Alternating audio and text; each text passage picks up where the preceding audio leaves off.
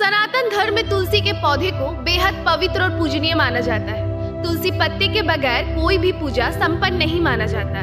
तुलसी के पौधे को माता लक्ष्मी का स्वरूप माना जाता है। इसके बिना घर का आंगन अधूरा माना जाता है। धार्मिक शास्त्रों में तुलसी को मंगलकारी माना गया है। भगवान विष्णु को तुलसी अति प्रिय है। हिंदू धर्म में हर घर में तुलसी की पूजा की जाती है और प्रतिदिन तुलसी पे जल चढ़ाया जाता है। हालांकि तुलसी की पूजा करते समय कुछ खास नियमों का पालन करना जरूरी होता है। खास तौर पर तुलसी पर जल चढ़ाते समय कुछ बातों का खास ध्यान रखना चाहिए। शास्त्रों में भी तुलसी पर जल चढ़ाने को लेकर कुछ नियम बताए गए हैं, इसलिए जल चढ़ाते समय भूलकर भी कुछ गलतियां नहीं करनी चाहिए। ऐसा करने से तुलसी माता नाराज हो जाती है और आपके जीवन में इसके नकारात्मक प्रभाव भी पड़ सकता है। तुलसी पर जल चढ़ाने के नियम।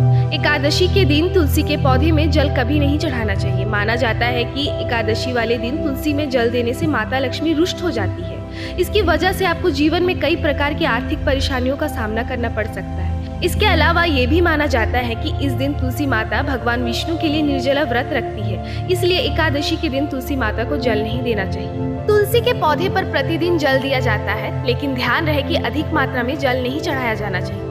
ऐसा करने से तुलसी के पौधे की जड़ें सड़ने लगती है और तुलसी का पौधा सूखने लगता है। माना जाता है कि घर में लगा तुलसी का पौधा सूखना शुभ नहीं होता। पुराणों में विवरण है कि तुलसी के पौधे में जल देते समय हमेशा आपको बिना सिलाई का वस्त्र पहनना चाहिए। सिले हुए कपड़े पहनकर तुलसी माता को जल देने से लाभ प्राप्त नहीं होता है।